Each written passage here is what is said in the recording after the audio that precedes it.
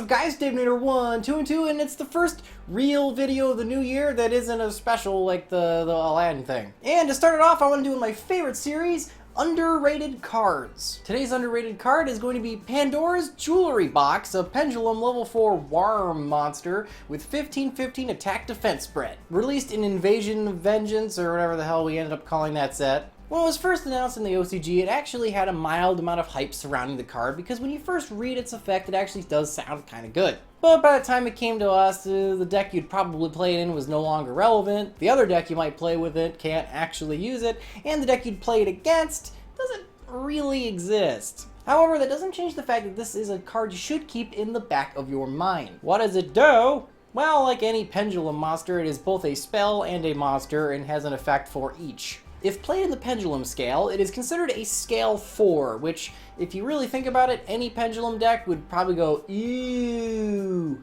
But that's actually important. As a scale, and as a scale 4, it has the pendulum effect. While you control no monsters in your extra deck, you can target one pendulum card in your opponent's pendulum zone, destroy it, and replace it with this card.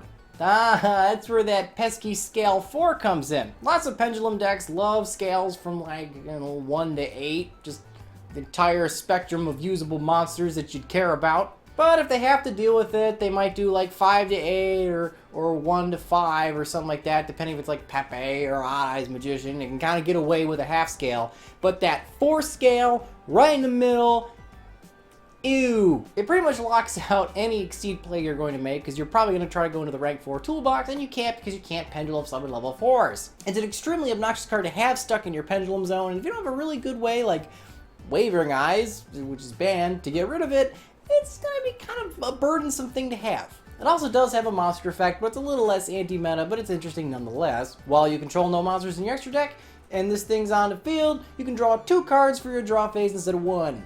Which means that at 15-15, it's probably going to not last very long. But if you can equip it with Safe Zone or Moon Mirror Shield or some garbage, it might stick around enough to get you some advantage. So that's kind of neat, I suppose. Why did this card fly under the radar once it actually hit our card packs? Well, that's probably due to the fact that, what would you use it against? I guess Metal Foes are the most meta foes pendulum deck that we have, and this would be annoying, I guess, for them. And Odd Eyes Magician is a solid rogue tier 2-ish deck, and can certainly make some very powerful plays. It can still pendulum summon that big chicken, but it isn't considered tier 1, and things like Anti-Spell Fragrance are still generally considered a better side deck option for pendulums. However, Anti-Spell Fragrance is a continuous floodgate trap, and those are notorious for getting stuck on the ban list or limited list, or whatever you want to call it,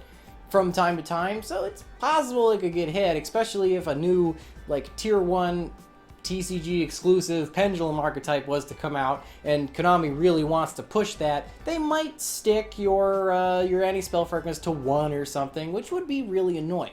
So it does lack a deck to use against, but there is a couple particularly good pendulum decks, so it's not completely a terrible option for you.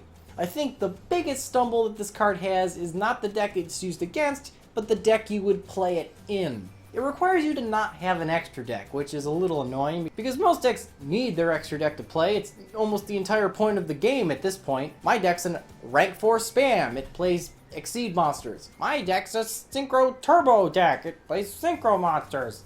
My deck's Contact Fusion. It plays Fusion monsters. So pretty much you need your extra deck. Very few decks just use their main decks to actually do something other than just be an engine to grab crap out of their extra deck. Decks that you could use this for, and probably why this didn't see much play, would be Monarchs, specifically Domain Monarchs, because they don't play an extra deck so that their field spell actually has its stun ability, meaning that they can just naturally side this thing in, especially if, for some odd reason, they don't want to put in regular pendulum hate.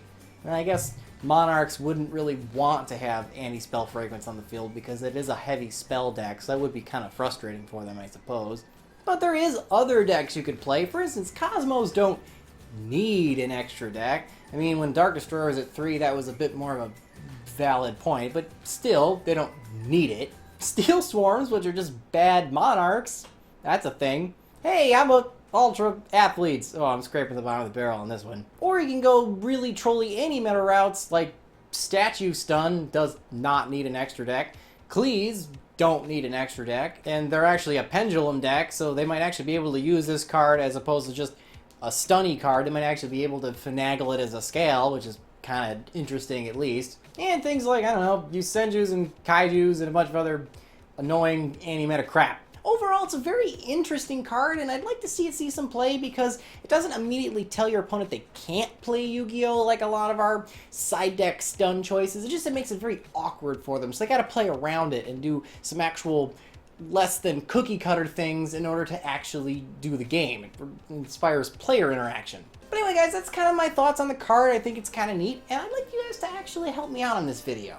In the comments below, I want you guys to put 1 or 2 cards, alright, as many as you want, I don't care, cards that you think are extremely underrated. Because I'd like to make this series of videos a little more often because, frankly, it's one of my favorite segments. It's just that there's a lot of bad cards in the game, so it's a lot of work to sift through the shit to find the diamonds in the rough. But anyway, guys, let me know in the comments below what you guys think of this card and what some of your other cool choices. And remember, guys, if you don't troll the meta, who will? I'll see you guys next time.